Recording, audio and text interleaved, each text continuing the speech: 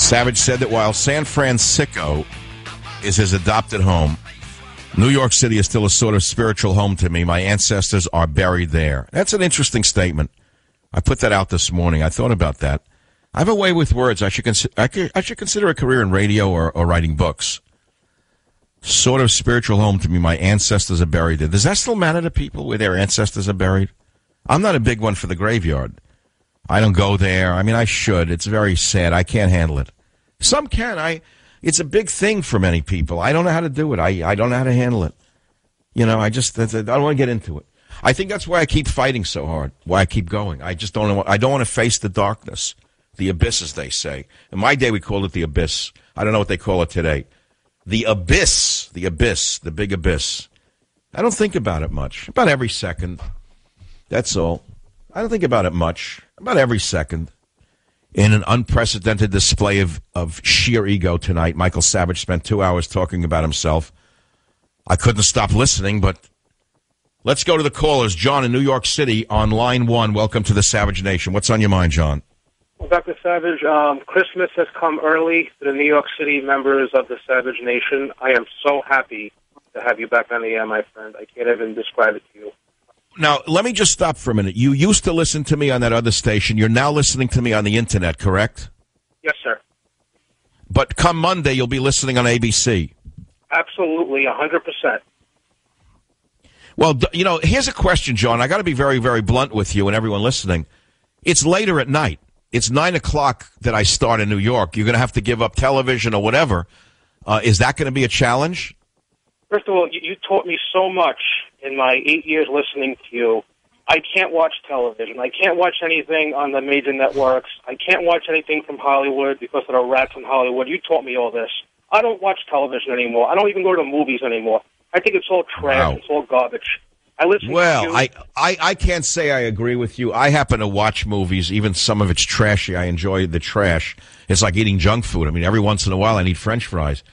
But I'm glad you listened to the show, John. I'm going to send you Train Tracks for Christmas. I know you're going to love the book. If you love my stories, you're going to love that book. But it's an adjustment for me. Like, you know, I have a studio in Florida. Now, this is interesting for those of you interested in, you know, behind the screen. I have home studios. I have 3 in the Bay Area. I have 1 in Los Angeles. I have 1 in Florida. I have not been to those studios because of the new setup. But do you know that Monday night, this Monday, my show is going to come out of the KSFO studios in San Francisco for the first time. I've been working at a home studio since I started with Cumulus. But Monday night, I go in and I have a call screener there. I have the board operator right there. I'm ordering in spaghetti, pizza.